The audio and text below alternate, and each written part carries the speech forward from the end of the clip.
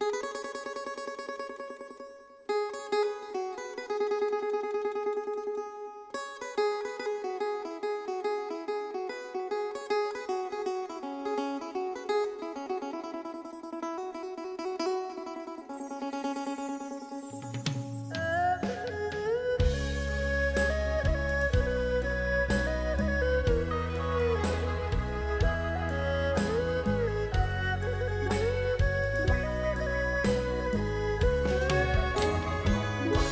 ิดฮอ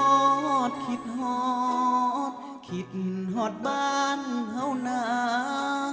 คำหัวใจภาวะคิดเห็นหน้าอีพ่ออีแม่จากบ้านมาดนคิดฮอดคนคอยอยู่บ้านแท้โทรหากันสัมพอได้แก่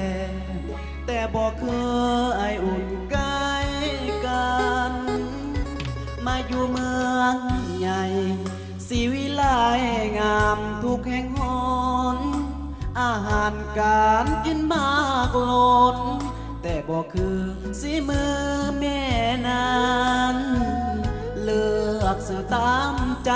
อยากอันใดซื้อกินทุกอันแต่บอกเป็นคือข้าวเหนียวปั่นกินได้ซื้อวันปานกินอีหยังคิดเห็นแต่ติดเท่าน้อยเคอเจ้าหอยแหวนก้อนแก่นอยู่กลางหัวใจในวันที่จากของฝากพี่น้องเอาให้ติบข้าวเหนียวติบน้อยยังได้สัญญาใจคิดเห็นตลอด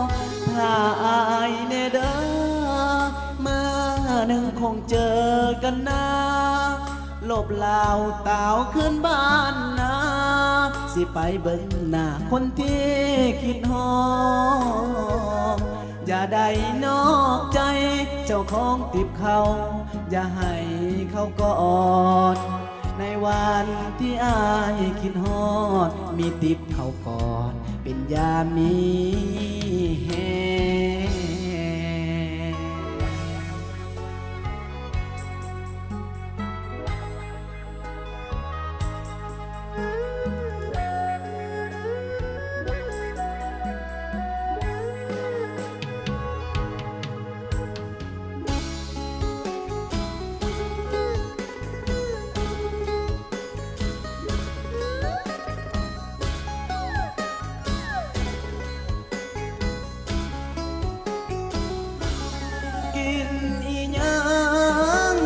คิดเห็นแต่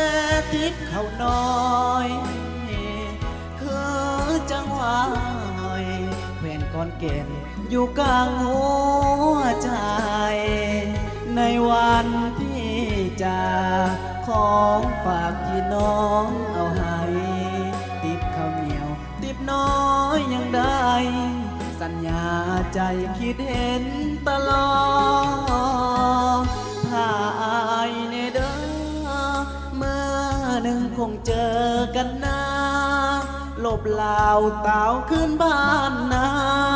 สิไปเบิ่งหน้าคนที่คิดฮอ